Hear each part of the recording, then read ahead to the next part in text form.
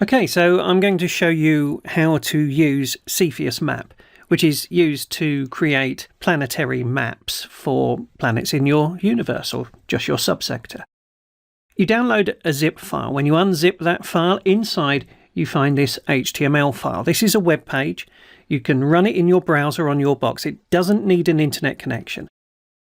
This isn't an application, it isn't a Windows-specific thing, it's just a web page, so it should work in any major browser on any major system. You can double-click on the file, and it will open in your browser, or you can do like I'm going to do, and click and drag it into your browser, and it opens up. Those of you familiar with Traveller or Cepheus Engine will probably recognise the basic shape here. I'm using squares rather than hexagons, hexagons are generally favoured, but what is this? I'm going to click this generate map button here and it will create a map, but you can see we've got a blank space for world and the planetary UPP, so I'm just going to copy and paste in a world name and a coordinate, so you can put anything you like into the world name. It has no effect on what is generated. I'm now going to get a UWP and paste that in here. Now some of the characters in this UPP affect what happens on the map. So let me just click generate button. Okay, so you can now see we've got sea areas, the most obvious thing, which have come up in blue. You can see we've got hilly areas, mountainous areas, and we've got cities, or rather population centres. They're not the only habitations on the planet. I just see them as being the main population centres on this planet. The larger than population you have, the more population centres you'll get.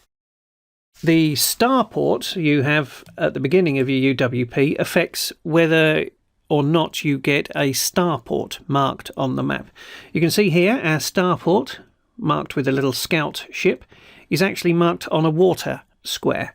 It depends how you want to interpret that. I like this behaviour because this allows them to put their starports in remote locations, perhaps possibly on islands, so it's not going to crash into a population centre. But you can just keep clicking generate. So if you don't want your starport on the water, you can click again, and you can see here now the starport's down here and it's on a land segment.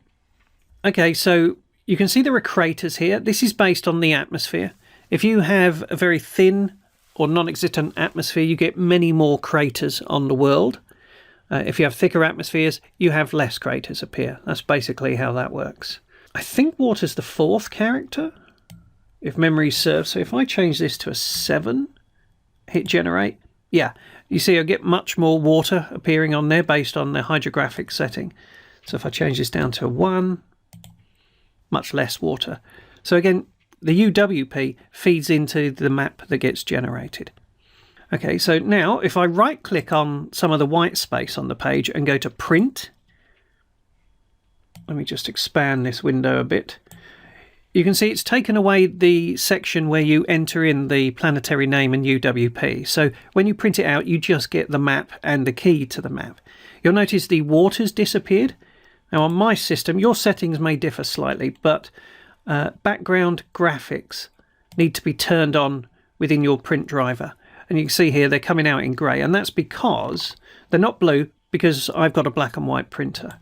But another option that most Windows machines at least give you is the option to save as PDF. So rather than printing it directly to your printer, you can print it as a PDF and then you can print that out as many times as you want. So here you can see it now includes the colour, and if I was to print this to a PDF, I'd have a PDF that I could share with my players. I could email it to them or whatever. So now you know how to print stuff, and as I say, once you've got your stats in there, you can just keep clicking until you get a particular arrangement of terrain that you want.